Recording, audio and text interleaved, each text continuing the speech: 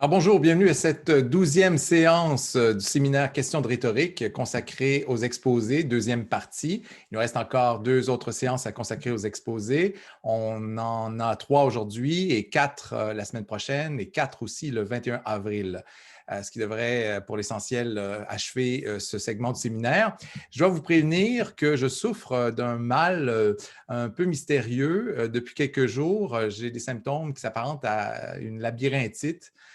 C'est peut-être aussi un trouble positionnel, enfin vertige positionnel aigu ou bénin, je ne sais trop, mais c'est comme si tout autour de moi tournait constamment. Alors, j'ai un peu de difficulté à être devant l'écran. Heureusement pour moi, ce sont les exposés cette semaine. J'aurais préféré me désister. J'ai essayé de trouver quelqu'un pour me remplacer, mais personne ne voulait faire le travail. Alors, je vais essayer de faire de mon mieux, mais je vais dépendre encore plus que d'ordinaire des répondants parce que je ne pourrais pas prendre des notes vraiment pendant l'exposé. Je vais devoir fermer les yeux la plupart du temps et vous écouter simplement. Alors, je compte sur vous pour m'aider. J'espère passer au travers. J'espère que ce n'est pas une labyrinthite parce que ça peut durer 3 semaines et que ça serait vraiment pénible de finir avec ça, le trimestre. Remarquez qu'à partir du moment où on a fait 13 semaines, le cours est validé. Quand bien même on ne pourrait pas aller jusqu'au bout, ça ne serait pas la fin du monde. Mais j'espère quand même sortir de ce mauvais pas plus tôt que plus tard. Donc, j'essaie de ne pas trop bouger la tête. J'essaie de ne pas trop tourner les yeux rapidement. Et c'est pour ça que je vais avoir l'air un peu robot aujourd'hui. Il ne faut pas m'en vouloir. C'est le seul moyen que j'ai trouvé de ne pas restituer tout ce que j'ai pu manger aujourd'hui. Alors, j'admets Tina à l'instant. Je vous rappelle un peu le protocole. On va entendre les 3 présentateurs tour à tour et chacun va répondre pour un autre. Alors, on va entendre d'abord Camille Bernier qui va avoir pour répondante Lauriève Matteau. Camille va répondre, elle, pour Ahmed. Donc, c'est à Camille que reviennent les premières questions, une fois l'exposé d'Ahmed terminé. Et ensuite, Ahmed, à son tour, va répondre pour Lauriève Matteau. Et ainsi de suite. On fait comme la semaine dernière. Donc, ça ouvre la période de questions. Vous n'hésitez pas à embarquer, à poser des questions à votre tour. Et puis, voilà, on devrait être capable de faire le tour en à peu près 1h30. Je vais d'abord mettre l'affichage en mode galerie et vous demander, parmi les participants, enfin les présentants aujourd'hui, qui prévoit partager son écran. Alors, Camille Lauriève, est-ce que Ahmed partage? Non? OK. Oui, aussi? D'accord. Alors, 3 partages d'écran. Je vais vous nommer tour à tour, co-animateurs. À commencer par Camille. Alors, je vais vous mettre en évidence et vous nommer co-animatrice. Merci. Voilà. Alors, à partir de maintenant, vous devriez avoir le droit de partager votre écran. Et vous pouvez commencer quand vous voulez. Est-ce que vous voyez le Oui, PowerPoint? ça fonctionne. Super. Parfait. Donc, comme vous voyez déjà, le titre de ma présentation est le Kairos comme outil narratif dans This Accident of Being Lost de Leanne Beta-Samosaki Simpson. En premier, je voulais juste expliquer pourquoi j'avais choisi la photo derrière. Donc, la raison la plus évidente est que son nom est le Kairos, donc la notion que je vais traiter aujourd'hui, qui, selon Desbordes, est l'ajustement à l'instant. Je vais donner d'autres définitions complémentaires plus tard. Le photographe, lui, expliquait son titre parce qu'il y a la pratique d'intervenir sur ces négatifs, donc un peu d'accidenter ces négatifs. Et l'image qui va être développée ne pourra donc jamais ressembler à ce qu'on voyait quand on prenait la photo. Moi, ce dont je vais traiter, c'est dans la fiction, la manière dont l'autrice que j'étudie fait intervenir le hasard, donc on peut tendre vers l'accident, comme occasion opportune dans ses récits, et ce que ça permet pour l'instance narrative, pour son ethos. Donc, la présentation va aller comme suit. Je vais présenter l'œuvre, ensuite présenter la présence et l'utilité du kairos dans l'œuvre, ce que ça implique pour l'ethos de son instance narrative, et parler de l'intérêt et l'application de l'outil en tant que commentaire critique et comme conclusion. Juste un petit rappel, encore des définitions possibles du kairos, donc l'ajustement à l'instant, comme je l'ai dit, l'instant disponible à l'action, l'occasion favorable, selon Patrice Guillermot. D'abord, sur mon corpus littéraire, Je vais parler de l'autrice un tout petit peu. Leanne Betasamosake Simpson est écrivaine, musicienne, théoricienne, professeure autochtone à la nation Anishinaabe Michisage ou Mississauga près de Toronto. Elle est vraiment très active présentement. Elle est l'écrivaine en résidence à McGill dans le cadre du programme des études autochtones. Elle a publié 2 livres cette année. Elle multiplie les conférences. Et ce qu'elle tente de faire dans un peu tous ses travaux, c'est de proposer une réalité décoloniale, pas nécessairement décolonisée, mais qui travaille à faire voir les traces des pouvoirs coloniaux encore aujourd'hui, puis à y inscrire des nouveaux récits par la fiction. Donc, par ses livres, en fait, elle veut, je la cite, défier à reconsidérer le monde qu'on pensait connaître. Elle parle beaucoup, c'est en entrevue de sa relationnalité profonde avec l'environnement, c'est comme ça qu'elle le nomme, avec le territoire, tout le vivant qui le traverse. Et ça tarde à faire voir les couches d'histoire d'un lieu ou d'une communauté, par exemple. Moi, j'ai choisi de travailler à partir de This Accident of Being Lost, Songs and Stories, qui est un recueil d'histoires et de chansons publié en 2017. Il a été traduit aussi sous le nom de On se perd toujours par accident chez Mémoire d'Encrier. Les voix qu'il raconte dans ce livre-là sont multiples. Elles mêlent des voix humaines, des divinités, des animaux, par exemple, au passé, au présent, etc. Donc, ça se compose de récits, chansons ou poèmes. Visuellement, ça donne de la prose et une forme versifiée qui alterne. Ce qui se tisse est un récit où quelques voix se donnent la parole dans ce qui ressemble non pas à un dialogue, mais plutôt, je dirais, une solidarité narrative. Ça, je vais y revenir plus à la fin. Et la multiplicité des voix convoquées met en place un plus grand récit, toujours surprenant, parce qu'il peut faire appel à plusieurs vies, plusieurs consciences, qui ne cherchent pas nécessairement à se différencier absolument des autres voix.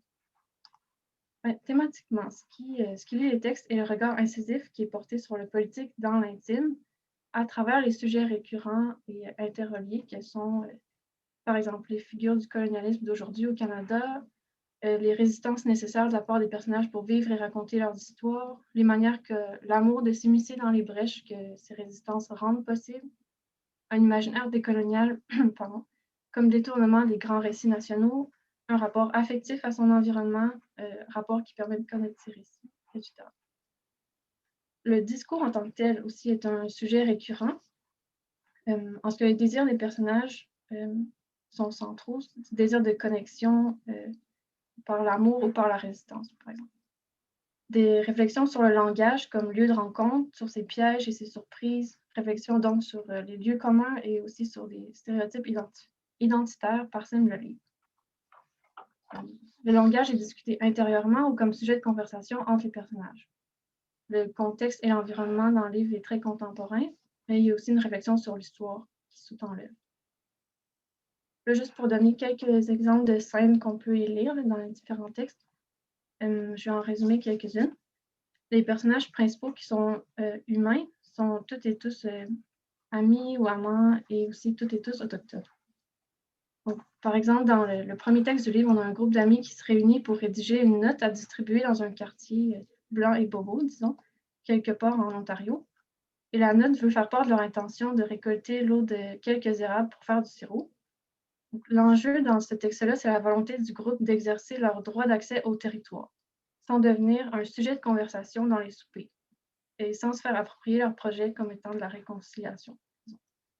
On assiste à des réflexions sur les stéréotypes, sur l'amitié et les rituels. Dans un autre texte assez différent, Coffee, il est question du stress avant une première rencontre, avant une première date, disons, quand avant on faisait juste connaissance par écrit et qu'on passe au mode direct du médium oral, du dialogue en personne. Il est question un peu de tout ce qui peut mal se passer. Pour résumer encore, c'est des histoires d'amour où il y a nécessairement des exercices rhétoriques vu l'accent mis sur le dialogue, qui est possible, manqué, rêvé, impossible, hors du langage sociétal, etc. Et moi, vraiment, la notion qui va m'intéresser plus, c'est l'accident. Comme c'est un paramètre constant des parcours physiques et de pensée qui sont mis en scène par Simpson, paramètre nécessaire au récit du livre. Donc, la question que moi j'ai cernée comme étant posée par l'œuvre serait de quelle manière l'accident participe-t-il à notre connexion à une connexion à notre monde au sein de relations de pouvoir à redéfinir? Et ma question, disons, à l'œuvre serait, à partir de cette question-là, comment le kairos informe ici la notion d'accident comme phénomène opportun à l'écriture et donc au dialogue.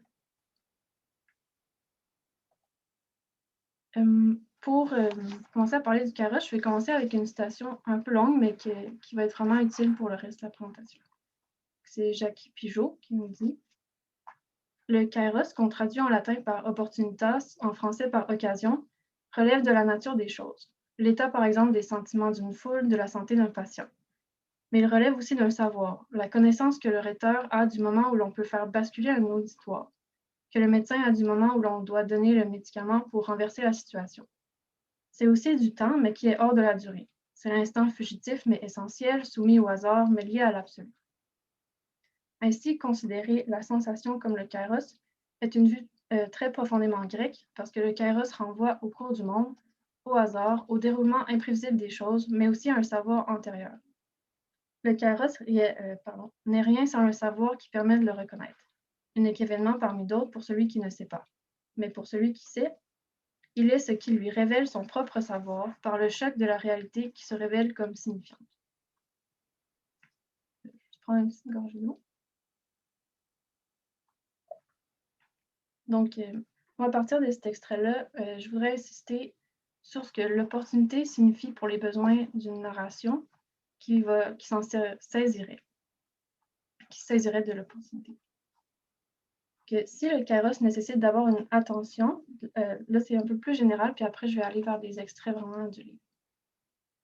Si le kairos nécessite d'abord une attention de la part de l'instance narrative à son environnement, son espace-temps, il permet de se faire une connaissance qui naît de la connexion avec ce qui survient dans cet environnement-là.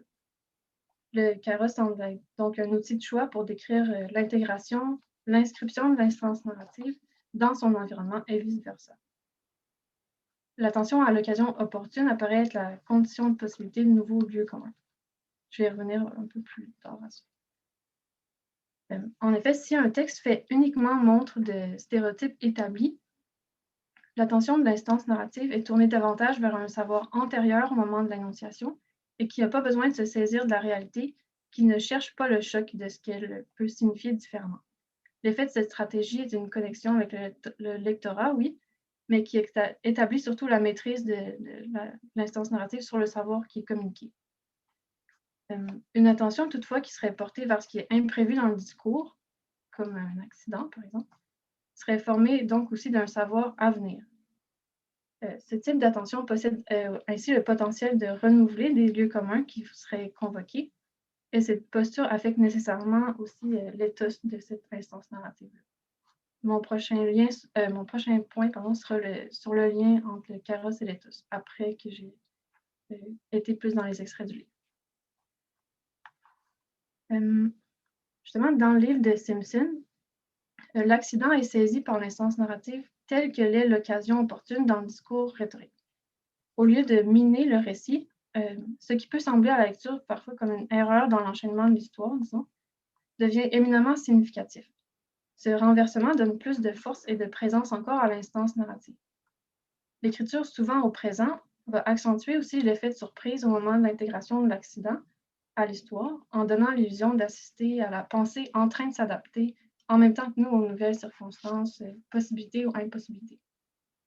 De plus, cette reconnaissance et utilisation faussement spontanée de l'opportunité ajoute à la voix qui narre la qualité vivante que le kairos fournit normalement à l'orateur ou l'oratrice. On a par exemple des fois des exemples de mots qu'on utilise à l'oral pour signifier qu'on s'est trompé. Ça, c'est utilisé dans le texte. On va les voir dans les extraits que je vais montrer à l'instant. Ah, excusez, ça c'est un peu le résumé de ce que je viens de dire, que vous pourriez lire en même temps. Je vais passer aux extraits maintenant. Donc, dans 22,5 minutes, ou 22,5 minutes, c'est en anglais, on assiste au développement d'une promesse faite par l'instance narrative à elle-même, et donc à nous aussi qui lisons, promesse qui finit par se défaire. La voix se met au défi de ne pas penser pendant 45 minutes à la personne de qui elle s'avoue en même temps être amoureuse. Aussi, fait intéressant, les deux ont échangé que par écrit, et donc les questions de langage absorbent aussi celles sur l'amour. Le texte est divisé en les 12 sujets qu'elle va s'imposer à réfléchir pour éviter à sa pensée le piège mental du désir amoureux qui va annihiler toutes les autres pensées. Le début du texte va comme suit, vous pouvez le voir en même temps. Elle dit I'd like to do a little test, a little experiment, shall we say, on how real this relationship really is, actually is, since there is no physicality to it at all. I'm going to start by not thinking of you consistently for 45 minutes every day. I set the egg timer. Okay, not the egg timer, the timer on my phone. For 45 minutes, and I'm not going to think about you or anything connected to you for 45 minutes. Go. Okay, so I should have made a list of things to think about before starting the timer. I'm going to focus on each topic for 2 minutes, so that's 12 topics I need. Well, 12.5, but the 0.5 will be my end reward.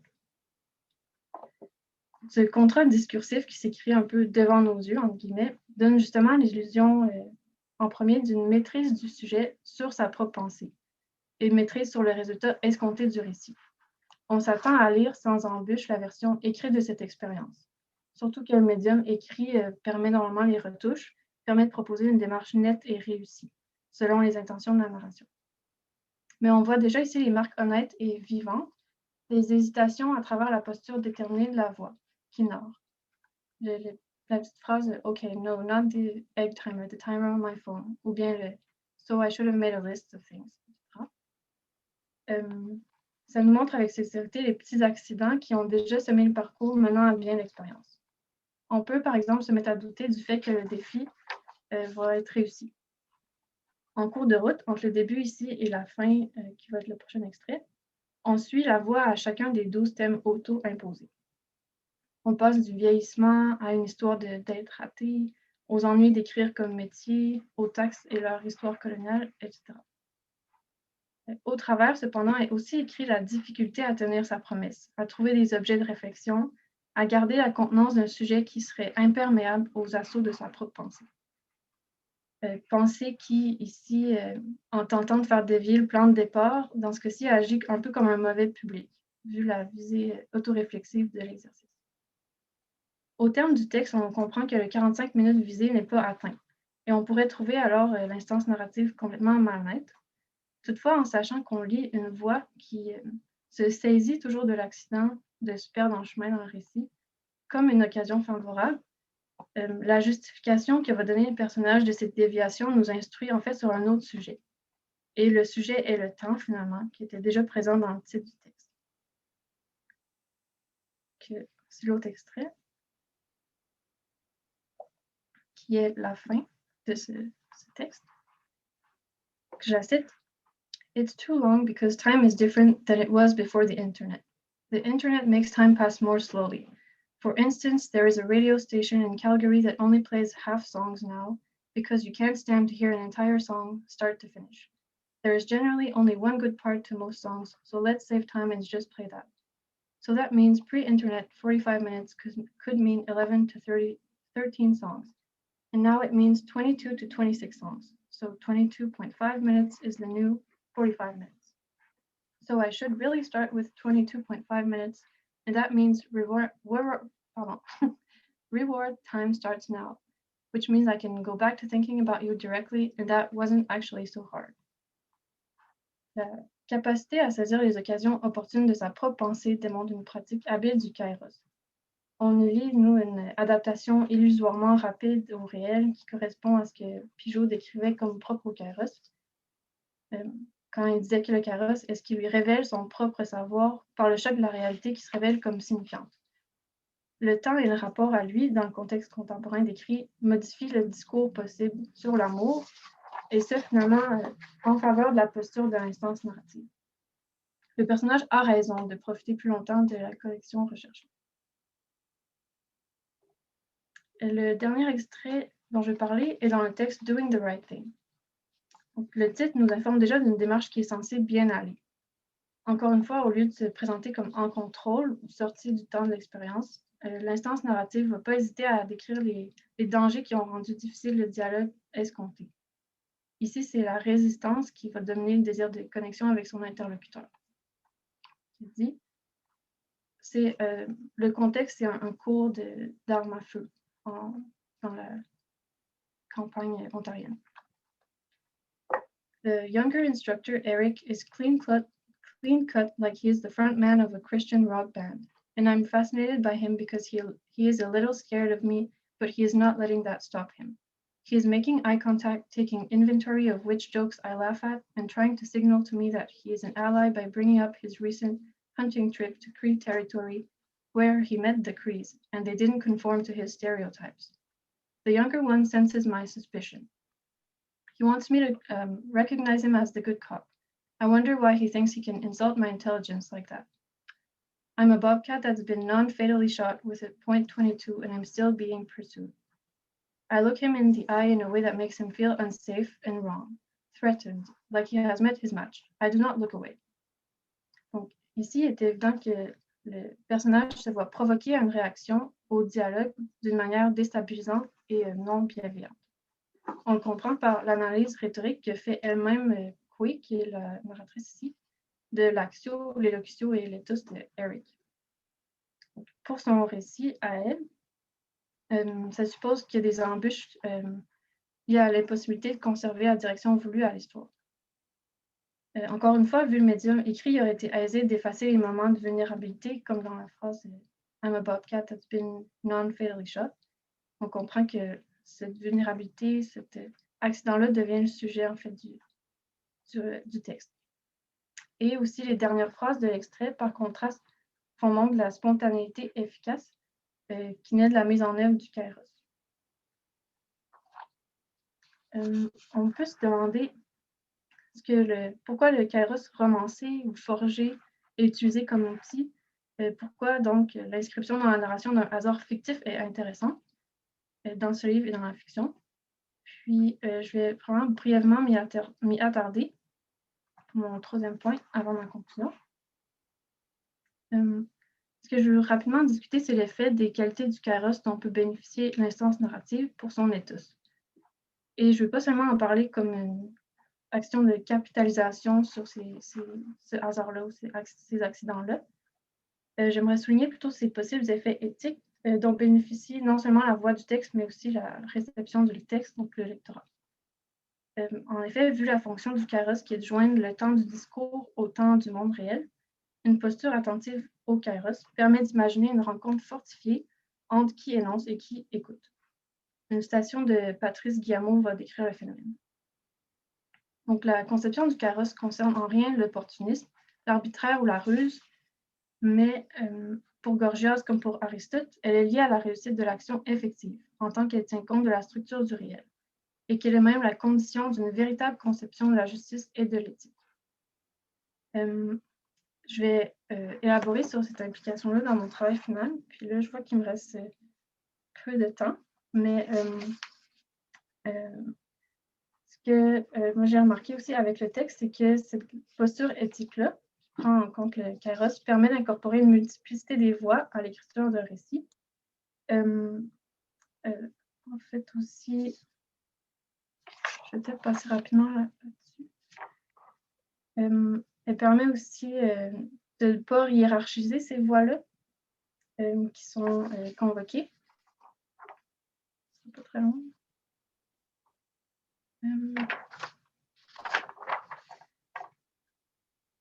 Aussi, dans ce même article-là, il parle du kairos comme médiation en lien avec la justice. Et je pense que ça participe à la rencontre entre les voix convoquées qui peuvent écrire ensemble l'issue du récit. Et c'est pour ça que je parlais au début de solidarisation entre les voix.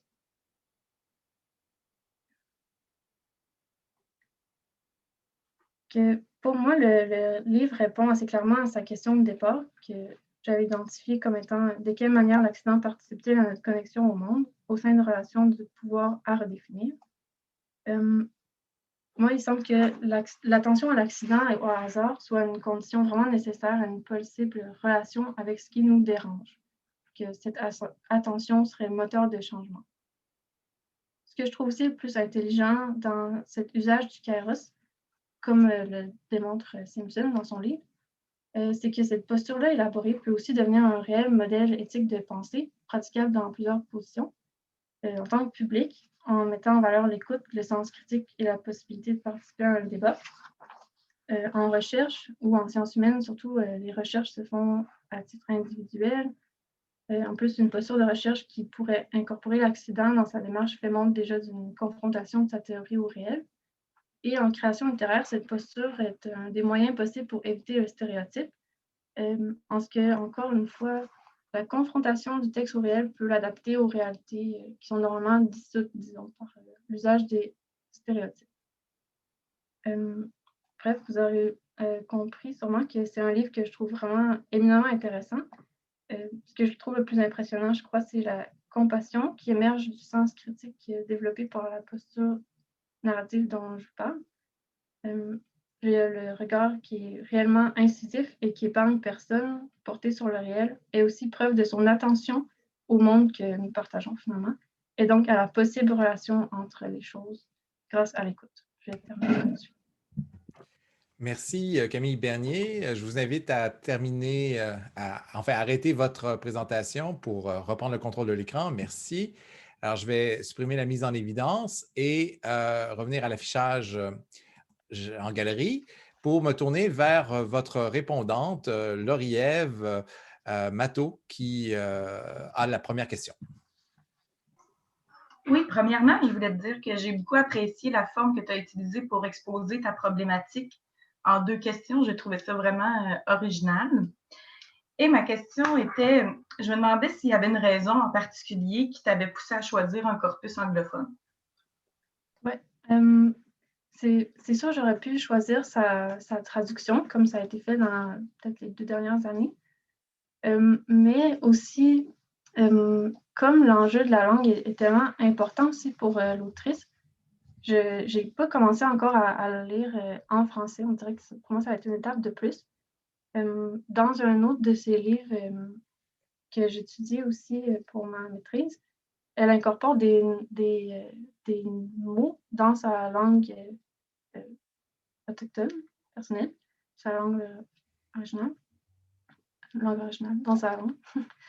Et elle ne les traduit pas dans le texte. Elle va plutôt mettre à la fin du texte, par exemple, un petit glossaire de ces mots-là. Donc, à la première lecture, pour les personnes qui ne parlent pas cette langue-là, comme moi, je ne suis pas censée comprendre exactement ce que ça signifie. Et pour moi, c'était un signe que je devais m'arrêter et ne pas passer par-dessus ce choix-là. Donc, je n'ai pas encore osé le lire en français. On dirait que je trouve la matière en anglais tellement, tellement riche déjà que j'ai l'impression que ça me ferait trop de questions encore. Mais c'est clair qu'à un certain point, je vais le lire en français. Parfait, merci. D'autres questions, d'autres réactions? Alors, je vais réagir à mon tour. J'ai beaucoup apprécié que vous ayez retenu la notion de kairos. C'est quelque chose sur quoi on a passé très rapidement. J'aurais voulu m'étendre davantage parce que c'est une notion super intéressante. Et c'est la première fois depuis que je donne ce séminaire-là que quelqu'un s'aventure à travailler avec le kairos. Et vous en faites une application vraiment originale. En fait, c'est du jamais vu. Je n'ai jamais vu quelqu'un qui appliquait ça à un corpus écrit. J'avais beaucoup d'inquiétudes au départ, vous voyant faire ça parce que le kairos, c'est attaché à la performance oratoire, c'est saisir l'instant, l'opportunité et tout. Et j'avais peur qu'il y ait des contresens graves. Mais ce qu'il y a d'intéressant dans votre application, c'est que vous avez réussi à intégrer cette dimension de mise en scène. Vous êtes bien consciente que c'est une mise en scène de l'accident, c'est une mise en scène de l'éthos, c'est une posture que prend l'instance énonciative pour nous faire croire que c'est spontané finalement. Et je me demande dans quelle mesure ça ne relève pas plutôt de l'éthos à ce moment-là, mais je comprends ce que vous voulez dire par il y a quelque chose au niveau des circonstances qui donnent à penser que c'est accidentel et dans ce sens-là, ça rejoindrait la notion de kairos effectivement. Moi aussi, j'ai été impressionné par votre anglais et je me suis posé la question, est-ce que vous avez des parents anglophones vous-même? Oui, voilà, parce Oui, ma que mère. j'envie votre accent impeccable, enfin. Ouais, j'ai eu beaucoup de chance pour ça. Ben oui, ben c'est bien. Puis je comprends pourquoi vous avez eu envie de travailler un texte en anglais à ce moment-là. Là. C'est quand on le lit avec autant d'aisance, et c'est mieux d'aller dans la version originale. Pour le travail final, donc, j'inviterais à réfléchir peut-être dans la perspective de l'éthos, davantage encore, de spontanéité, inclure ça à votre réflexion. Vous y êtes en parlant du kéros, mais je me demande si c'est le terme le plus juste partout. Là. Il y a des moments où on est plutôt du côté d'une posture éthique, une stratégie argumentative de mise en scène de soi pour feindre la spontanéité, pour donner à penser qu'on est spontané, naturel et que tout ça nous vient. Alors, peut-être approfondir votre réflexion en ce sens-là. D'autres commentaires, d'autres interrogations? Sinon, je poursuis mon travail de régisseur. C'est essentiellement ce que je fais aujourd'hui, la régie. Et je vais mettre maintenant Ahmed en évidence et le nommer co-animateur pour qu'il puisse disposer de tous les droits et notamment celui de partager sa présentation. Alors, Ahmed, c'est à vous quand vous voulez. Bonjour tout le monde, vous m'entendez? Oui, très bien. Alors, dans ma thèse de doctorat, je travaille sur la sexualité non normative dans des œuvres issues de la littérature maghrébine et québécoise. Donc, c'est une perspective comparatiste entre des œuvres marocaines à la fois et québécoises. Donc, je suis dans le domaine des études queer. Et aujourd'hui, je vais travailler sur l'éthos dans un des romans dont le corpus L'armée du salut de Abdellatif. Alors pour le plan, j'ai une introduction, bref rappel de la définition de l'éthos, l'analyse du paratexte du roman, l'éthos des personnages dans le roman, le narrateur et son frère, et puis il y a conclusion. Alors je commence. Notre objet d'étude porte sur la sexualité marginale dans des œuvres précises issues à la fois de la littérature maghrébine d'expression française et de la littérature québécoise. Il s'agit d'un projet qui se donne pour objectif d'analyser les œuvres en question dans une perspective comparatiste afin de voir les points de rencontre et de divergence entre deux mondes différents, le Maroc et l'Occident. Nous allons choisir dans la présente étude l'un des romans dans le corpus en vue d'examiner la notion d'éthos. Il s'agit d'un roman d'Abdellatif, L'armée du salut, qui est une autofiction où le narrateur protagoniste fait appel à des événements relevant du passé, de son enfance, de son adolescence et de sa jeunesse. Ces événements ont marqué sa personnalité en forgeant un moi original dans son rapport au monde. Le fait qu'il s'agit d'une autobiographie facilite l'analyse du roman car il s'agit d'un récit de soi, ce qui donne une image de soi et donc un ethos du narrateur. Le roman objet d'étude est issu de la littérature maghrébine d'expression française de son écrivain Abdellatif. Ce dernier est un auteur qui a choisi de briser le tabou de l'indicible en optant pour la narration de sa vie, de ses aventures sexuelles, de sa différence par rapport aux autres et de son moi homosexuel. En effet, ce choix n'est pas facile vu que l'auteur vit dans une société où l'homosexualité est interdite par la loi et par la religion. Rejeté socialement et psychologiquement, l'auteur éprouve le besoin d'écrire sa vie, ses sentiments et sa manière de penser, sa sexualité, et ce, malgré les risques qu'il court dans une société conservatrice comme celle du Maroc, où il est interdit de discuter sa sexualité marginale en public. L'analyse de la notion d'éthos dans le roman. Pour analyser l'éthos du narrateur et donc de l'auteur, puisqu'il s'agit d'une autofiction, nous allons étudier tout d'abord la couverture du roman. Celle-ci va nous permettre de cerner l'image du narrateur protagoniste par le biais de l'étude des différentes informations qui figurent sur la première page et sur la quatrième de la couverture. Ce sont des indices paratextuels qui sont déterminants comme entrée à l'étude d'une œuvre. Alors, il convient de rappeler ici la définition de l'éthos qui rejoint la notion d'éthos rhétorique d'Aristote. Manguenot précise que la preuve par l'éthos consiste à faire une bonne impression par la façon dont on construit son discours, à donner une image de soi capable de convaincre l'auditoire en gagnant sa confiance. Le destinataire doit ainsi attribuer certaines propriétés à l'instance qui est posée comme la source de l'événement énonciatif. Ainsi, l'orateur est appelé à mobiliser un certain nombre d'outils discursifs afin de gagner la confiance de son public. Il ne dit jamais ouvertement qu'il est honnête, mais adopte l'attitude qui permet de transmettre cette impression. En effet, le ton de la voix, le débit, les gestes, le choix des arguments sont considérés comme des outils propres à chaque locuteur qui lui permettent d'avoir une certaine crédibilité auprès de son public. Amoussi distingue l'éthos discursif de l'éthos préalable, ce dernier étant l'image que, je cite, l'auditoire se fait de l'orateur en fonction de son statut, de sa réputation ou de ses dires antérieurs. L'éthos préalable serait donc en fonction de l'image que le destinataire a du locuteur, de sa connaissance préalable de celui-ci. Nous allons analyser tout ce qui permet de forger une image du narrateur dans le roman en question. Ainsi, tout ce qui figure sur la couverture, les éléments du paratexte contribuent à donner une impression, un impact sur les lecteurs.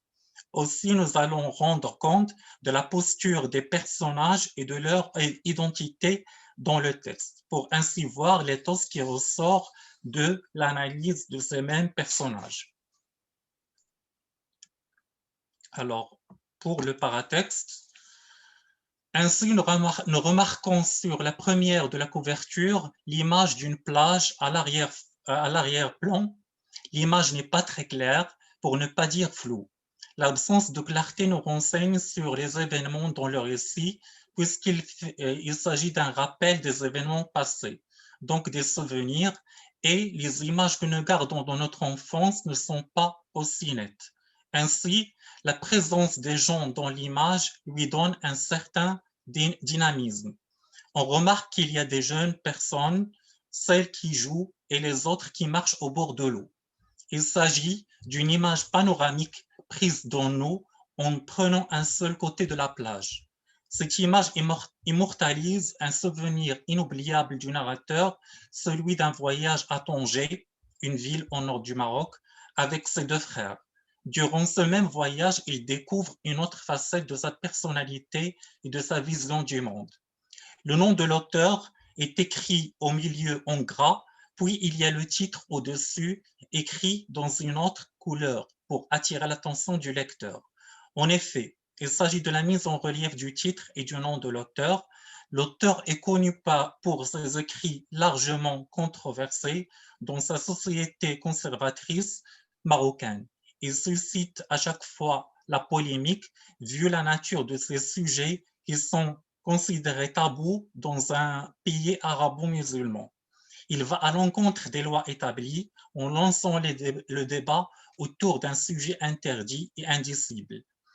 Quant au titre, l'Armée du salut, il interpelle plusieurs interprétations, dont le salut d'une âme souffrante dans un pays qui ne tolère pas une sexualité déviante. Le salut du narrateur est aussi l'Europe, l'Occident, où il espère commencer une nouvelle vie en se débarrassant de ses inquiétudes et en embrassant la liberté intellectuelle et psychique. En bas de la première page de la couverture, normalement, il y a là une notification à la fin, mais il n'apparaît pas dans l'image que j'ai trouvée sur le net. Un récit lucide et tendre au charme pénétrant. C'est une notice de Frédéric Mitterrand.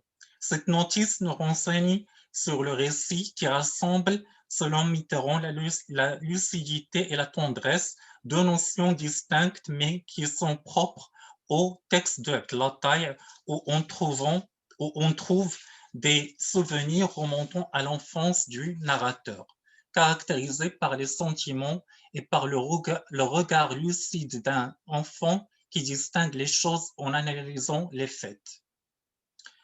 Alors, pour la quatrième de la couverture, sur la quatrième de la couverture, on trouve en haut le nom de l'auteur et le titre du roman. Ensuite, il y a un bref résumé du récit. Ce dernier expose l'essentiel de l'intrigue, afin de donner une idée sur le roman tout entier. Cela interpelle le lecteur et suscite une curiosité à même de l'inviter à lire l'œuvre. Au milieu de la page, il y a l'image de l'auteur en noir et blanc. Dans cette photo, nous pouvons remarquer un visage neutre, sans expression apparente, une figure marocaine qui peut représenter tous les Marocains de sa génération sans aucune retouche spéciale. Les mains entrelacées font référence à la complexité des sujets qu'il traite dans une société conservatrice et peu tolérante. Ainsi, un ethos d'intellectuels et de militants qui ressort de cette image éditoriale. Il s'agit d'un écrivain qui, par ses écrits, porte la parole de ceux qui ne peuvent pas s'exprimer ou militer pour avoir des droits. Un auteur qui tient un discours banni par la loi et par la religion. À côté de cette image, il y a une citation du roman. La réalité de notre famille a un très fort goût sexuel et comme si nous avions été, c'est comme si nous avions été tous des partenaires les uns les autres. Les uns pour les autres, pardon. L'importance de cette même citation réside dans le fait qu'elle résume la réalité dans laquelle vivait le narrateur protagoniste dans son foyer familial.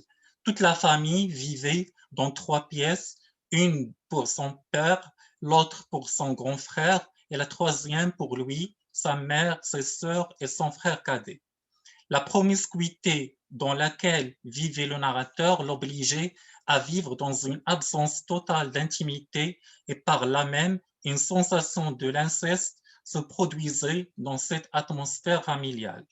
Un peu plus bas, on trouve une brève biographie de l'auteur qui nous renseigne sur son niveau d'enseignement et sur ses œuvres. Enfin, en bas de la page, nous pouvons lire une notice signée par Le Monde. Le roman d'Abdelattaï joue sur la sobriété, sur une manière de parler des sujets délicats, voire scandaleux, tabous. Cette deuxième note concernant l'écriture de l'auteur nous amène à construire une idée sur l'écrivain et sur le contenu du récit, qui va à l'encontre des lois préétablies et de l'ordre hétéronormatif. Nous pouvons établir un ethos préalable de l'auteur en question à partir des différents indices paratextuels. En effet, ce même paratexte dépeint un ethos d'écrivain hors norme dans sa société marocaine où il est difficile d'aborder des sujets aussi délicats, des tabous et des discours qui peuvent entraîner une indignation du public. L'écriture devient ainsi un projet de vie, une vocation.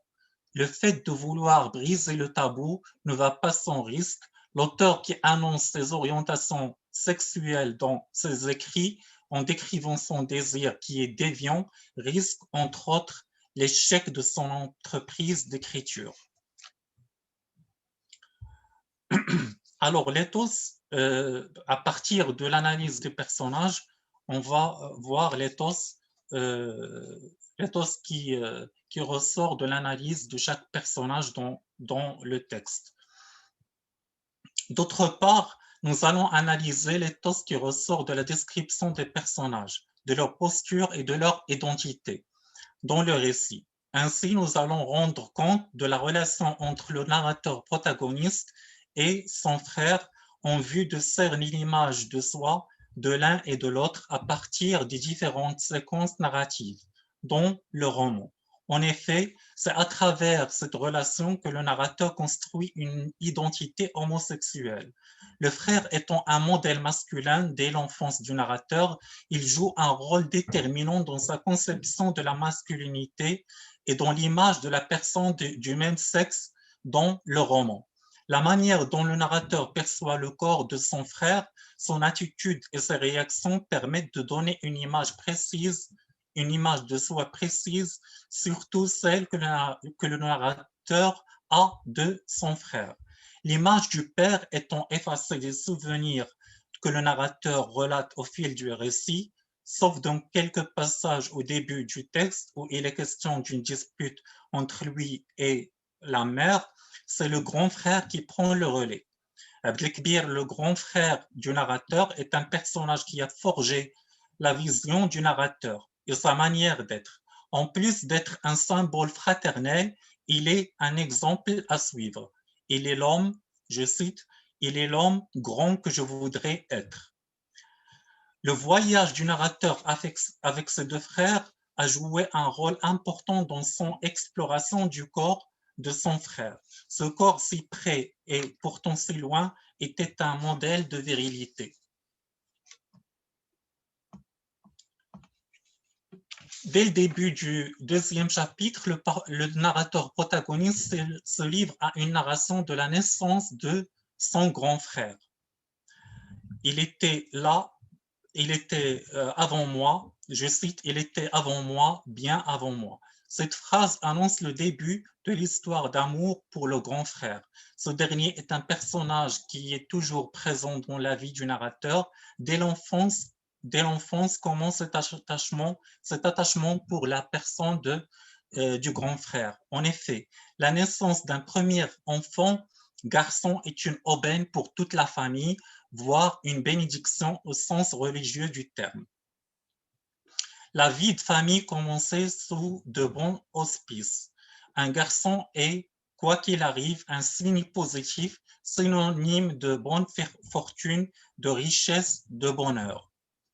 Il était le premier, l'aîné incontestablement. Mohamed Mbarka n'hésitait pas longtemps sur le prénom à lui donner. Abdelkbir, le serviteur du grand, il savait au fond d'eux-mêmes qu'ils auraient assez vite d'autres enfants, d'autres serviteurs. Mais celui-là resterait à jamais spécial à leurs yeux. Le symbole de leur famille, leur avenir, leur nom pour des années et des années encore vivants.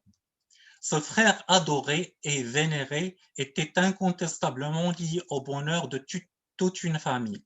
Sa naissance était sous le signe de la bonne chance. Cela nous renseigne sur la vision des familles traditionnelles au Maroc à l'époque où la naissance d'un enfant de sexe masculin est un bon signe pour la famille.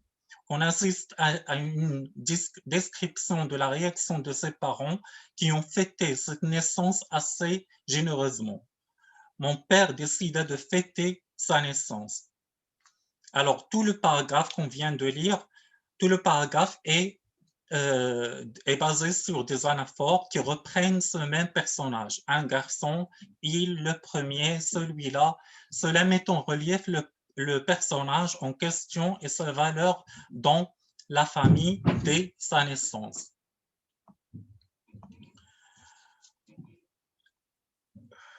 Même la mère de l'enfant garçon commence à récolter les bienfaits de cette naissance. Elle sera récompensée.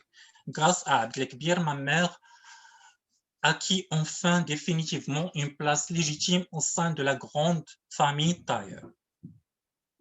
On remarque alors dans la narration de sa naissance qu'il s'agit d'un événement qui a chamboulé la vie de toute la famille.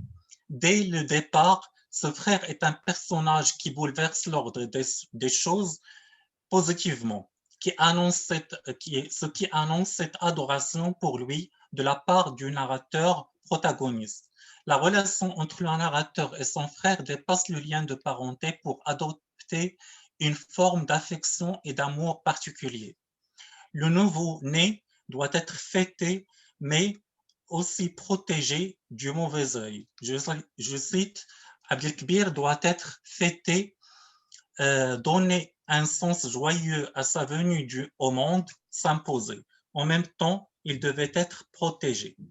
D'où le recours à la superstition pour protéger ce même enfant du regard des étrangers qui peut être nuisible.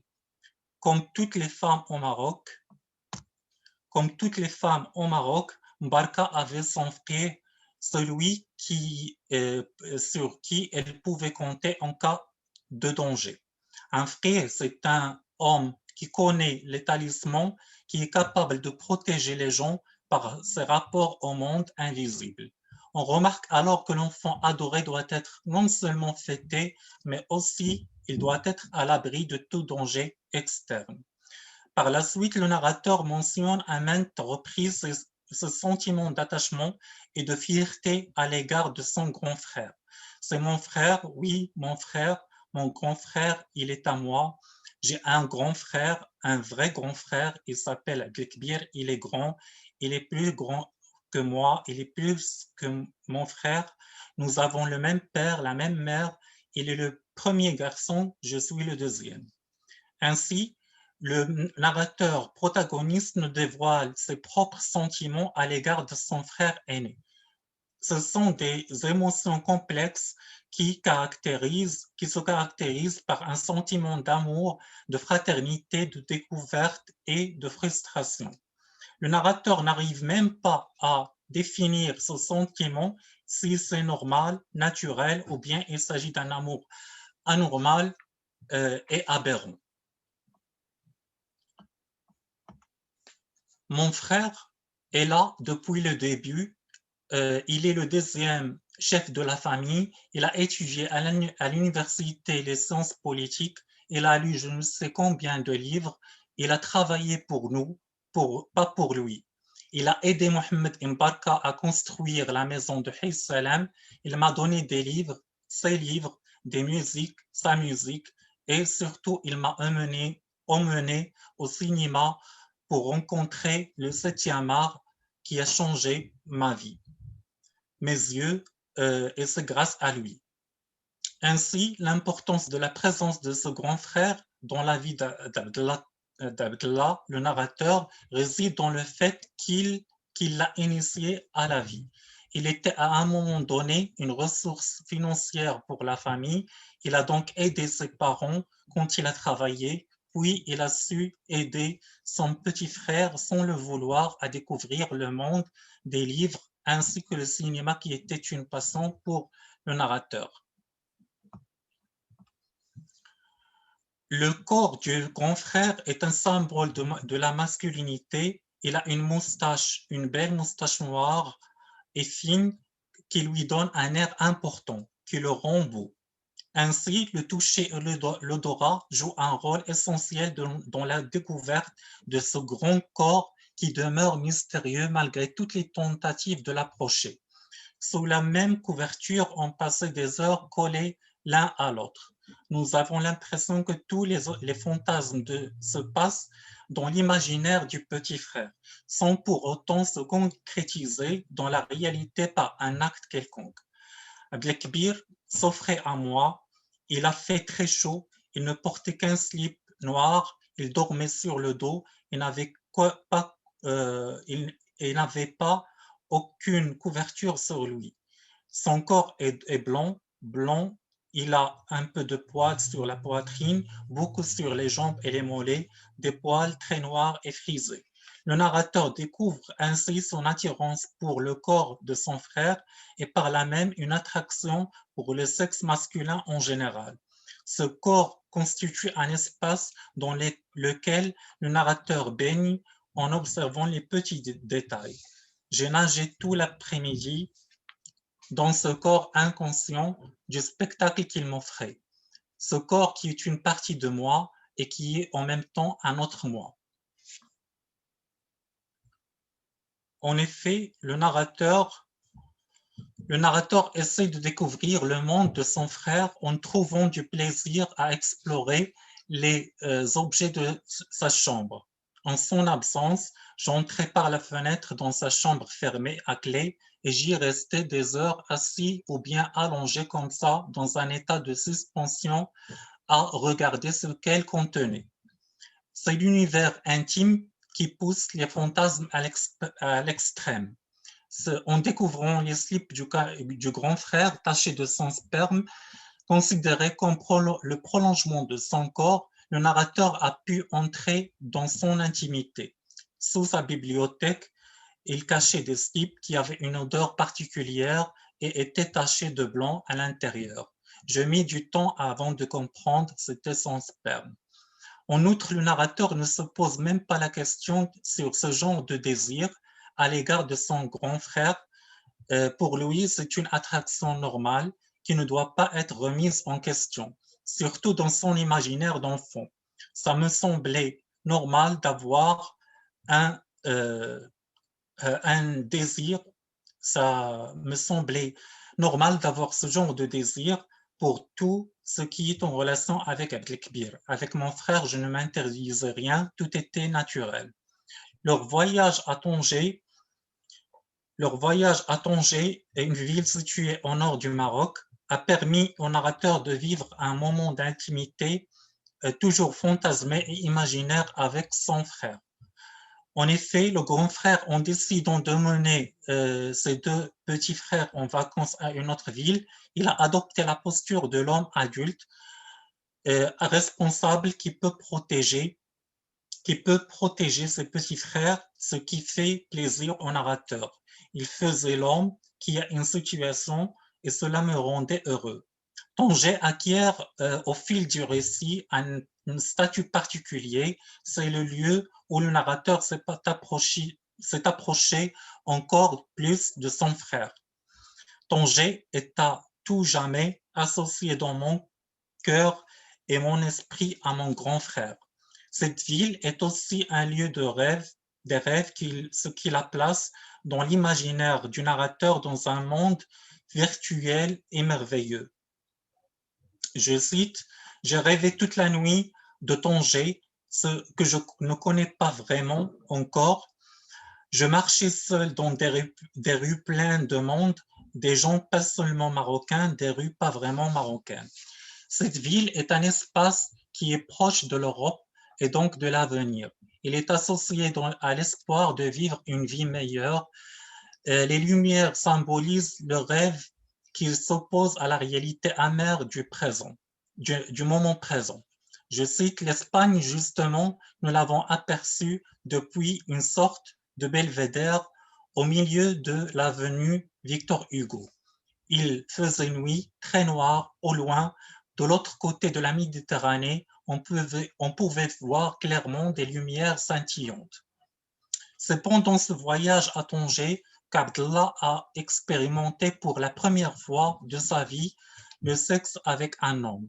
Étant seul à la plage, ses deux frères l'ont laissé, le grand frère est parti à Tétouan et le petit joue avec ses amis. Un homme adulte l'a abordé et lui propose d'aller avec lui au cinéma. Cette première expérience a beaucoup marqué le narrateur. Je cite, j'ai aimé ça, être entouré par les bras forts de cet homme de 40 ans et qui sentait bon et qui me parlait à l'oreille en français tout en essayant de trouver un chemin vers mon sexe, mes fesses. Je me suis donné à lui, il ne m'a pas fait souffrir, oui, j'ai aimé ça, mon Dieu. En effet, faire l'amour avec son frère étant impossible, il a remplacé ce même frère par un étranger adulte.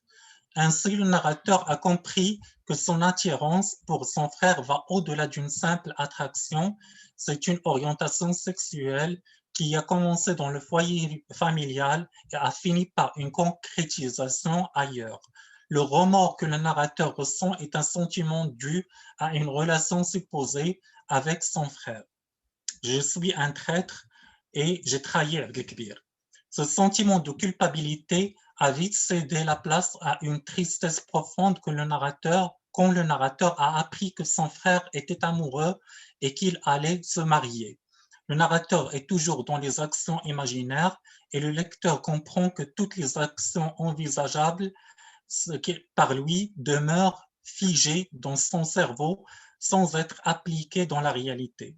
J'ai envie de le prendre par les épaules, de le secouer violemment, de lui donner 2 baffes bien sonores et pour finir, de l'embrasser tendrement sur les 2 joues. Je reste à ma place, je ne bouge pas, je me contente de regarder tristement. Alors, pour conclure, ensemble, l'éthos qui ressort de l'analyse des différents extraits du roman, c'est celui du narrateur enfant qui est en train de découvrir très tôt sa sexualité. Le départ était dans son foyer familial où il y avait peu d'intimité. Une famille nombreuse qui s'entasse dans 3 pièces, cela entraîne un désir de découvrir le corps de soi et celui des autres. Ainsi, le narrateur trouve dans le corps séduisant de son frère adulte un charme particulier. L'éthos de l'homosexuel est omniprésent dans tout le roman et on peut dire que c'est un coming out détaillé dans la mesure où le narrateur décrit les premières sensations qu'il a éprouvées à l'égard du même sexe. Tous les personnages sont presque effacés au profit du personnage du grand frère qui est aux yeux du narrateur un idéal masculin. À cet ethos d'homosexuel s'ajoute celui du militant. Le narrateur a l'intention de changer la manière dont le public maghrébin conçoit l'homosexualité. L'auteur a choisi de briser le tabou par ses écrits en mettant en relief la souffrance de tous les gays dans des sociétés conservatrices où la religion domine et impose ses lois sur toute la communauté.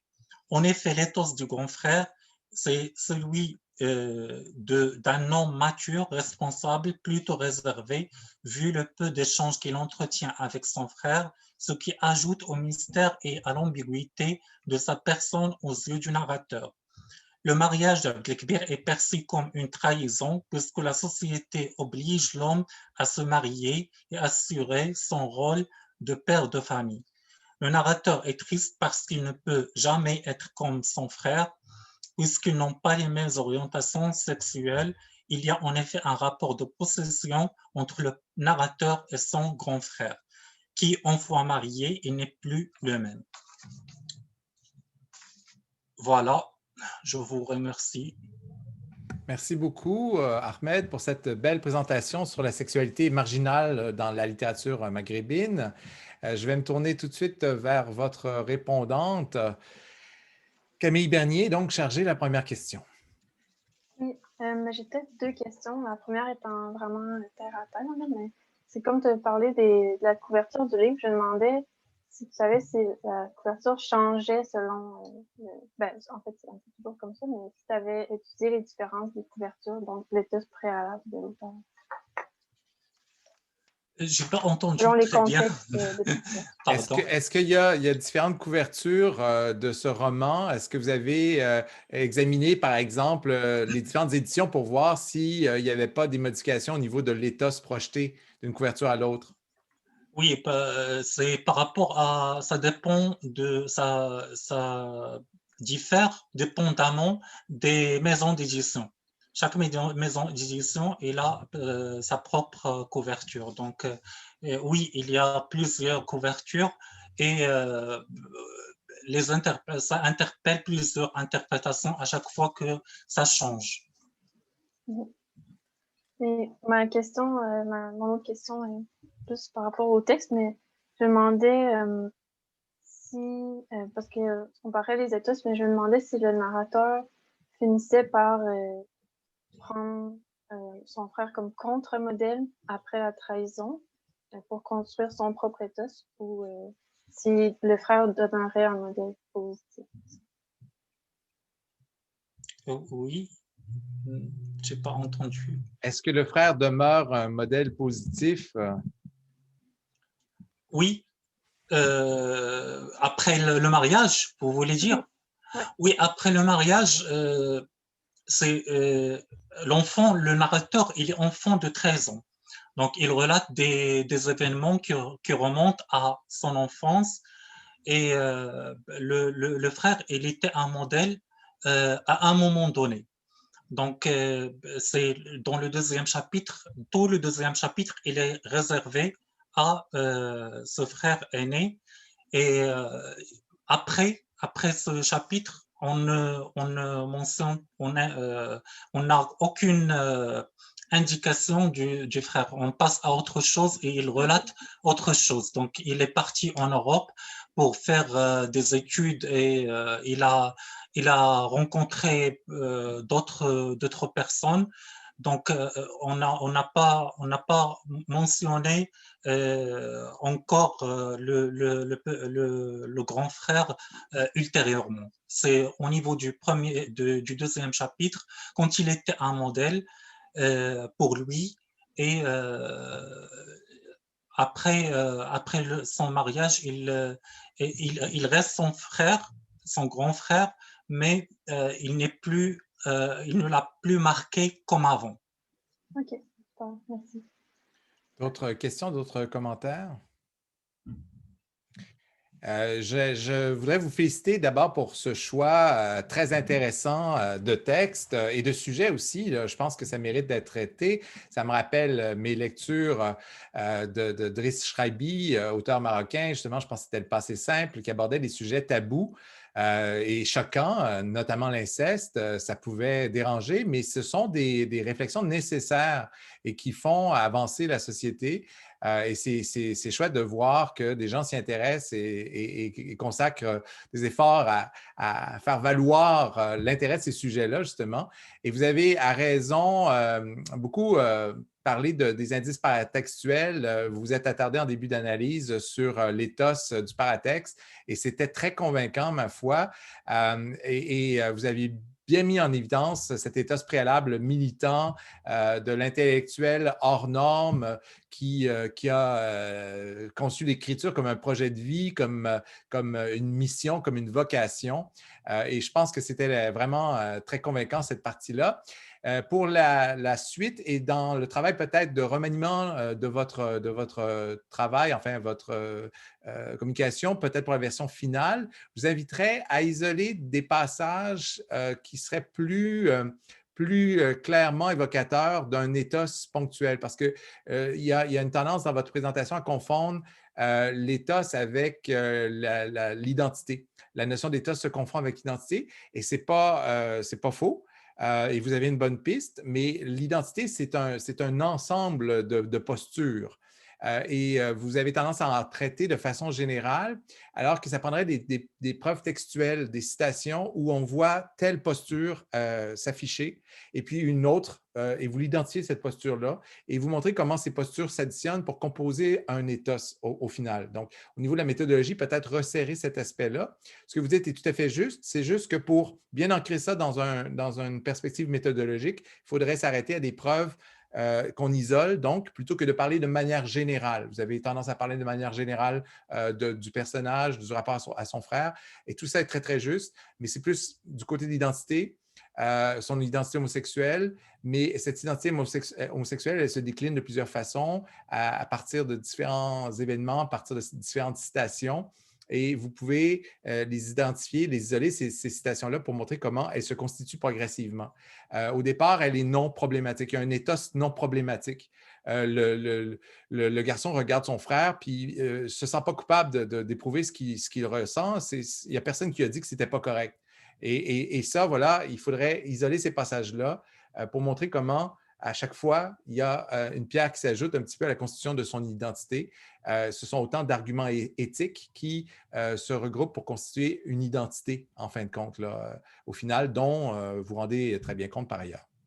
Alors, ce serait ma recommandation générale pour Merci beaucoup. de votre travail. Mais bravo pour ce sujet très intéressant et bonne continuation. On va enchaîner maintenant avec la dernière présentation, celle de Lauriève. Alors, Lauriève, vous avez une présentation PowerPoint, je pense. Oui. Alors, je vais vous mettre tout de suite en évidence. Voilà. Oups, il faut que je retire Ahmed. Voilà. Vous pouvez commencer quand vous voulez. Parfait, mon partage d'écran se fait bien. Oui, on voit très bien. Ce ne sera pas bien long.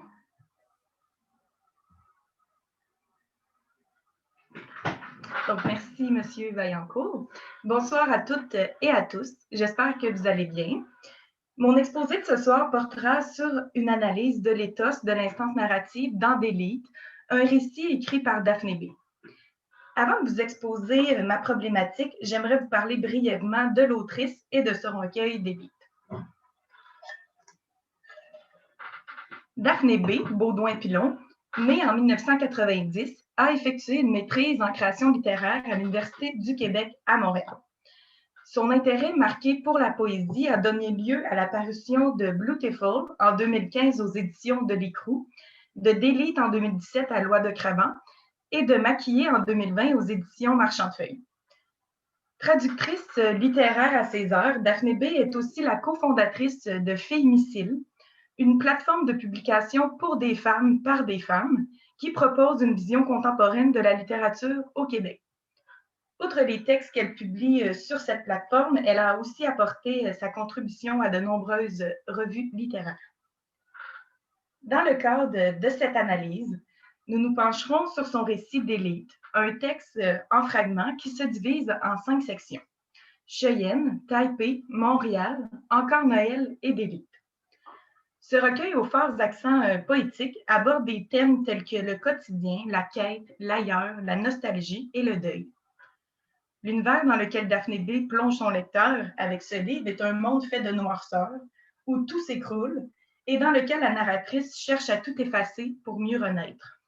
De ce fait, elle se nomme, se dénomme, se renomme en vivant une constante crise identitaire.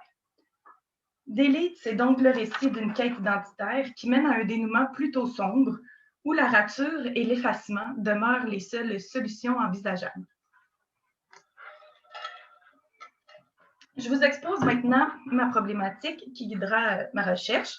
Vous la voyez à l'écran et elle se lit comme suit.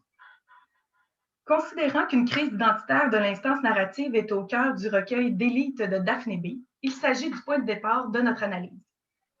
Le problème est alors de chercher à comprendre cette crise avec une analyse centrée sur l'éthos de la narratrice et d'ainsi expliciter les enjeux qui la sous-tendent.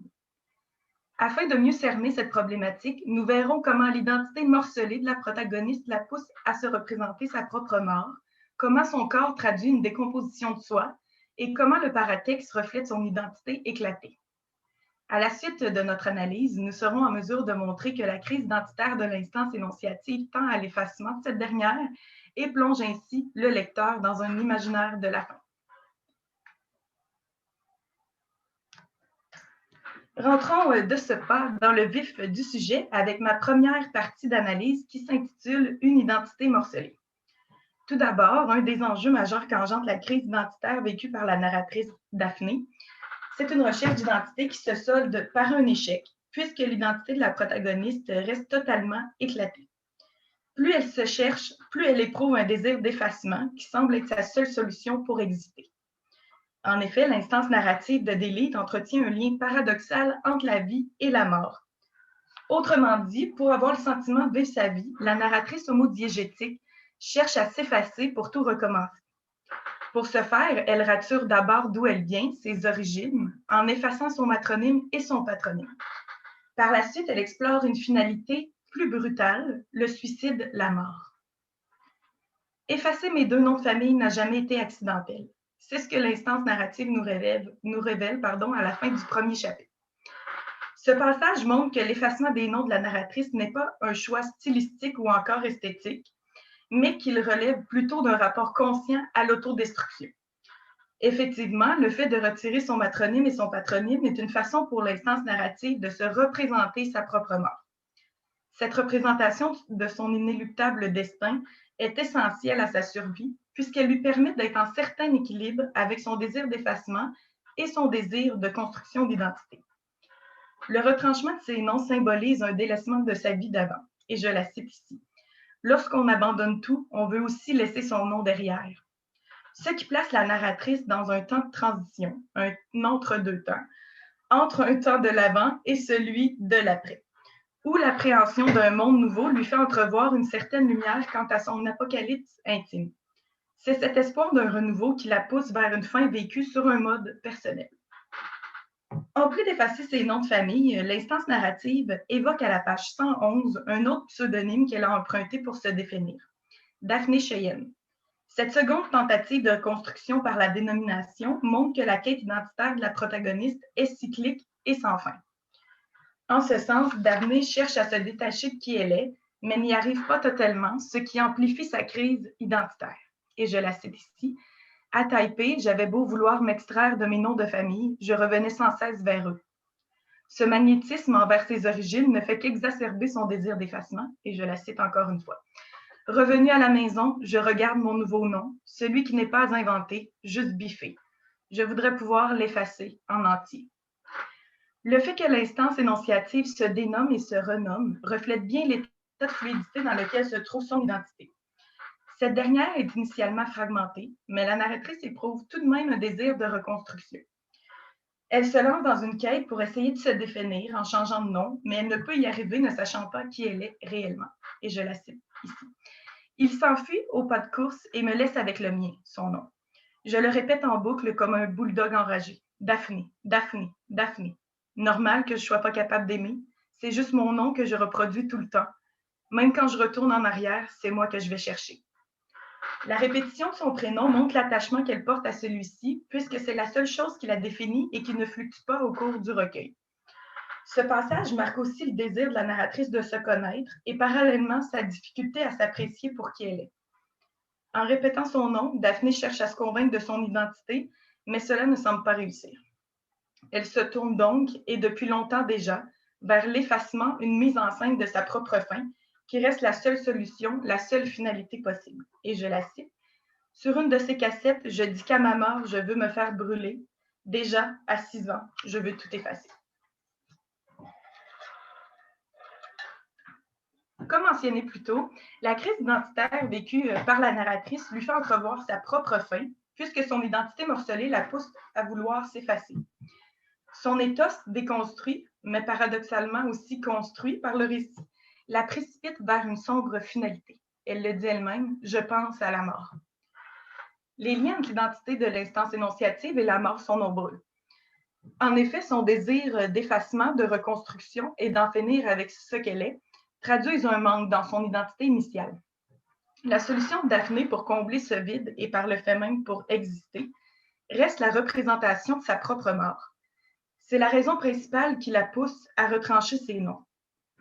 La conscience accrue de la narratrice quant à son obscur destin, elle le dit, non, nous ne survivrons pas, participe à son goût pour l'autodestruction. En ce sens, elle envisage sa mort, mais plus particulièrement de se donner la mort. L'évocation du suicide est parlante puisque c'est une façon de pouvoir exister pour la protagoniste, et je la cite ici. Le truc, c'est peut-être de faire comme ce navire qui s'appelle Catherine. La baie où il a fait naufrage porte aujourd'hui son nom. C'est peut-être de faire comme Francesca Woodman. À 22 ans, la photographe américaine a sauté du haut de sa fenêtre new-yorkaise. Depuis sa mort, on expose partout ces centaines de noirs et blancs. Avec ces différents exemples, elle cherche non seulement à se convaincre que le suicide reste sa meilleure solution, mais lui permet aussi de justifier son choix. Même dans la mort, il y a toujours une part qui reste, tout comme dans la fin d'un monde. C'est dans cette optique que la narratrice souhaite avoir une pierre tombale, ce qui symboliserait sa mort, mais qui assurerait aussi sa pérennité. De cette façon, elle éviterait sa disparition complète et définitive. En ce sens, la représentation de sa propre fin lui donne le sentiment d'exister, et je la cite, « J'avais 5, 6, 7, 8 ans et besoin de la mort pour exister ». Bien que la construction identitaire, ou plutôt la déconstruction identitaire de l'instance énonciative de Délé tourne autour de sa propre fin, la mort des autres joue aussi un rôle important dans la dégradation de son identité. Et je la cite, « Avec le temps qui fait que les choses s'effritent, ce ne sont pas les autres que l'on perd, c'est une partie de nous-mêmes. » La narratrice est donc très affectée par le départ des autres, ce qui a un impact direct sur son caractère. Elle ressent le poids des morts sur ses épaules comme une forte pression sur son identité. Effectivement, le deuil de ces morts menace son équilibre personnel, et je la cite, « Ce n'est pas que je veuille tomber, mais la mort des autres m'attire vers le bas. » À la page 97, une citation de Claudia Rankine Intégré au recueil explicite bien le lien entre la mort des autres et la menace de disparition vécue par la narratrice. La citation est en anglais, je vous lis ma traduction. Ne sont-ils pas simplement en train de pleurer l'inévitabilité de leur propre mort? Donc, non seulement la narratrice doit faire le deuil des autres, mais aussi le deuil d'elle-même, car elle enclenche son processus d'effacement. Et je la cite, « J'avais l'impression que j'allais devenir la demi de quelque chose. » Passons maintenant à la deuxième partie de mon analyse, une condition physique en détérioration. Un autre des enjeux importants engendrés par la crise identitaire de l'instance énonciative est une décomposition de soi qui passe par une dégradation de sa condition physique. En effet, les indices sur sa santé déclinante, physique ou mentale, sont foisonnants dans le récit. En voici un exemple. Abonnez-moi au ministère de la maladie. J'ai une infection systémique et c'est de voir tous mes amis gris, malades d'une maladie invisible. Est-ce qu'on peut créer un ministère des poètes malades? Trouver un mot pour décrire notre condition physique. Cette citation montre que la condition physique de la narratrice traduit un mal de vivre important, souvent associé au poète, pensons notamment au spleen baudelairien. Néanmoins, la manifestation la plus prégnante de la décomposition de soi vécue par la narratrice reste l'infestation de vers qui envahit tout son corps. Cette image récurrente est une partie structurante du récit. En effet, la protagoniste mentionne à de nombreuses reprises dans le recueil qu'elle a, et je la cite ici, des vers dans le cul, dans la tête et dans le cœur. Ces vers se retrouvent même sous sa peau, agissant comme des parasites indésirables et destructeurs qui la grugent par l'intérieur. Selon le dictionnaire des symboles de Jean Chevalier et d'Alain Gerbren, les vers marquent, et je les cite ici, marquent l'étape préalable de la dissolution, de la décomposition. Et c'est bien ce qui arrive à notre narratrice.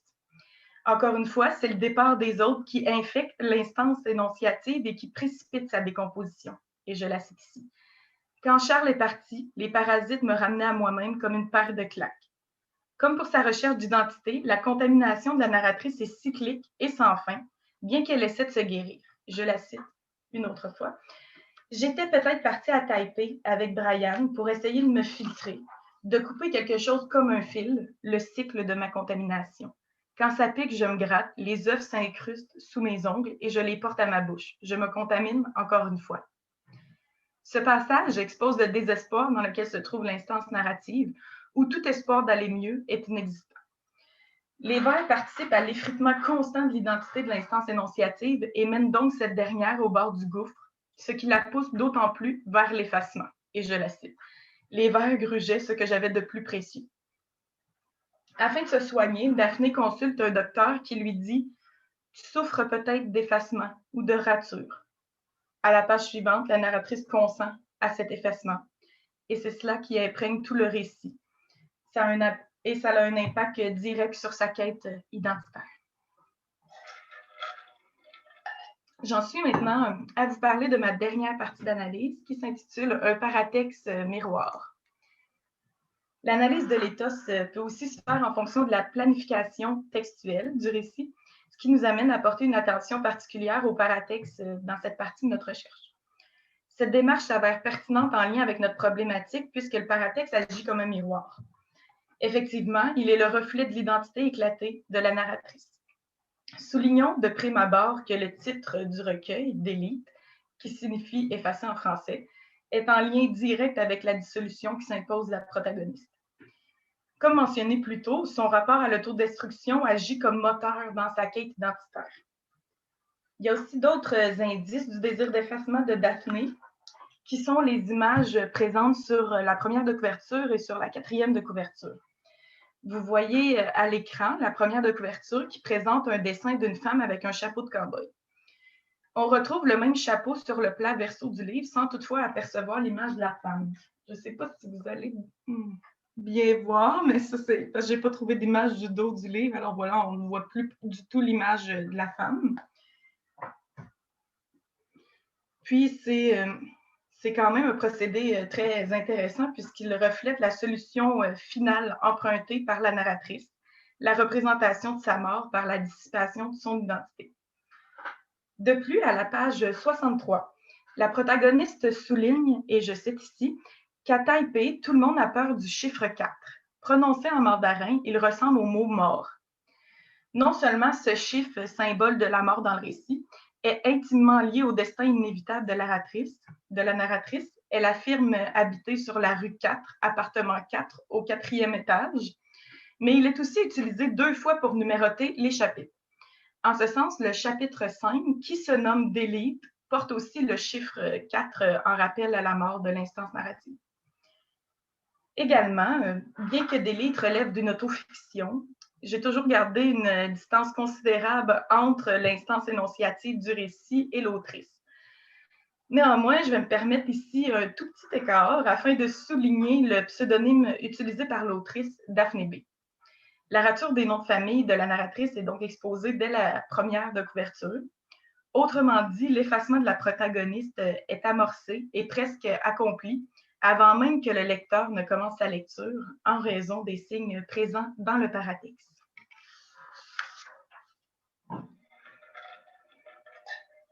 En somme, l'analyse de l'éthos de la narratrice de Delete nous permet de mieux comprendre les enjeux que sous-tend sa crise identitaire. Son identité morcelée et sa condition physique en détérioration agissent comme une menace de disparition sur la protagoniste et la poussent d'emblée vers son effacement, une façon de se représenter sa mort. La posture d'ambivalence qu'adopte l'instance énonciative tout au long du récit nous montre son hésitation à vivre, mais aussi à mourir, car, et je la cite, « s'arrêter c'est violent, c'est même dangereux ». Que lui reste-t-il afin de trouver un certain équilibre? La rature, l'effacement. Elle efface donc ses origines en traçant un trait sur ses noms de famille et elle enclenche un mécanisme d'autodestruction qui la pousse à se représenter sa propre fin, notamment en pensant au suicide. Aussi, son corps infesté de vers ajoute à son fardeau en lui rappelant incessamment son inévitable destin, sa dissolution. En outre, le paratexte, avec le titre, les dessins présents sur les couvertures et l'utilisation du chiffre 4 renforce l'image de l'identité fragmentée de la narratrice qui tend à l'effacement. Aussi, je voulais mentionner que le livre est fait de fragments, ce qui rappelle encore une fois l'identité de la narratrice. Bien que Delete soit un récit qui tourne autour du désir de la narratrice de tout effacer, on y retrouve aussi une forme de résistance par l'écriture. En effet, la protagoniste écrit afin de survivre et de ne pas céder à son effacement complet. Et je la cite ici. « Je ne veux pas voir l'abysse qui s'ouvre, j'écris contre ça. » Elle utilise sa plume comme une rébellion face à sa disparition, à sa mort, aux autres et à la laideur, ce qui lui permet de résister à suivre la trajectoire des choses qui partent. Son écriture lui donne aussi à combattre les assauts du temps, et avec elle, il ne lui reste que la beauté de ce qui tombe. C'est ce qui conclut mon exposé. Je vous remercie de votre attention et de votre écoute. Merci beaucoup, Lauriève Matteau, de nous avoir fait découvrir, en tout cas, je parle pour moi, une autrice dont j'ignorais tout. Maintenant, je vais me tourner vers Ahmed et lui céder la parole pour la première question. Bonjour, je vous remercie pour cette belle présentation. Alors, ma première question, dans quelle mesure l'effacement de ces deux noms de famille prépare symboliquement son départ du monde, sa mort? Oui, en fait, toute sa quête identitaire, c'est de trouver qui elle est, puis la seule façon qu'elle a trouvée pour le faire, c'est de s'effacer complètement. Donc, pour commencer, elle commence justement avec l'effacement de ses noms de famille. Puis, c'est très parlant parce qu'en même temps, c'est vraiment ses origines qu'elle veut effacer. Finalement, j'en ai pas trop parlé parce que c'est lié aussi à la vie de l'autrice, mais elle a souvent fait ça, choisir plusieurs dénominations, dont Daphné Cheyenne et Daphné Beautiful, qui est deux autres pseudonymes aussi sous lesquels elle a écrit. Donc, ça montre aussi comment son identité fluctue tout au long. Puis là, c'est sûr que je fais un petit parallèle avec l'autrice, mais si on s'en tient à l'instance narrative, c'est sûr que c'est très parlant d'effacer ces noms comme ça et ça l'amorce justement tout son processus lié à l'autodestruction. Une autre question, est-ce que tout au long du récit, il y a une dégradation du corps de la protagoniste, donc jusqu'à la fin? Oui, quand même, la mention des vers, parce que c'est surtout avec l'infestation de vers, mais il y a aussi d'autres indices, par exemple avec le ministère des poètes malades et tout. Mais elle écrit sur les vers, pardon, dès les premières pages du récit, et ça reste là, vraiment tout au long du récit qu'on peut voir cette dégradation justement avec les vers qui mènent vers sa décomposition. L'écriture m'a vraiment interpellé dans la mesure où vous avez dit que c'est par l'écriture qu'on existe après sa mort et donc et il y a une partie de soi qui résiste après. Et donc, oui, donc c'est très intéressant. Merci. Merci beaucoup. Puis c'est justement tout l'intérêt pour ce récit qui mène vers la mort, vers la représentation de sa propre mort, mais justement avec l'écriture, il y a toujours une part de ce qui reste, comme dans la fin d'un monde, dans la fin du monde, il restera quelque chose. Donc pour moi, c'était vraiment tout l'intérêt de choisir ça avec sa résistance justement par l'écriture. Merci Ahmed. Est-ce qu'il y a d'autres questions, d'autres commentaires? Vous ne m'avez pas ménagé, Lauriel, avec l'évocation des vers et tout, là. Mes nausées font de mal en pis, mais je persiste néanmoins à vous interroger un peu. Vous avez abordé des questions des enjeux d'identité, comme Ahmed. J'ai trouvé ça intéressant. Des fois, il y a des hasards objectifs là, qui font que les communications se répondent. Et comme pour Ahmed, j'aurais la même remarque à vous faire. Il faudrait préciser davantage au niveau méthodologique là, les différentes occurrences où vous parlez de l'identité, vous parlez de cette identité, de ces identités ou cette identité morcelée. Eh bien, justement, ces passages où on voit apparaître ces différents morceaux d'identité, il faudrait les identifier, les marquer, les caractériser de façon plus nettement rhétorique. Parce que ce que vous faites est éminemment rhétorique. C'est une analyse qui s'inscrit parfaitement bien dans un cadre rhétorique, mais au niveau du vocabulaire, ça paraît moins. Il y aurait lieu de saupoudrer un petit peu plus de notions de ci, de là, parler davantage d'arguments, de postures éthiques, d'éthés, c'est le pluriel d'éthos. Alors, les éthés qui contribuent à forger cette identité ou ces identités. Et c'est comme pour Ahmed, c'est peut-être l'élément qu'il faudrait travailler pour la suite de votre réflexion. Sinon, c'est très bien. J'ai beaucoup apprécié la présentation de cette autrice et je pense que votre argumentaire demeure très, très convaincant. Mais seulement, ça serait intéressant de le situer davantage dans une perspective plus nettement rhétorique au niveau de la méthodologie. Parfait, merci. Voilà. Est-ce qu'il y a d'autres observations, d'autres commentaires avant que j'aille m'étendre pour le reste de la soirée? OK, je vous suis reconnaissant de ne pas étirer ça trop longuement. Écoutez, on va s'arrêter là. C'est un peu rapide tout ça, mais dans les conditions, c'est le mieux que je puisse offrir. J'espère vous revenir en pleine force la semaine prochaine parce qu'on a quand même 4 exposés. Alors, ça prendrait ça au minimum. Sinon, je vais essayer de convaincre ma conjointe de prendre le relais. Elle n'est pas très disposée. J'ai aussi proposé à mon fils, mais lui non plus n'est pas très disposé. Mais ce qu'il y a de bien, c'est que comme les séances sont enregistrées, je vais attendre de prendre du mieux pour faire l'évaluation et regarder attentivement chacune de vos présentations puis vous faire des observations précises. Pour l'instant, j'ai à peu près pas pris de notes, là, mais j'entends bien vous revenir avec un rapport détaillé des choses qui me semblent vraiment les points forts de votre réflexion, puis d'autres éléments peut-être éventuellement à fignoler. Alors, merci beaucoup. J'arrête ici l'enregistrement et je vous donne congé. On se retrouve la semaine prochaine, même heure, même poste.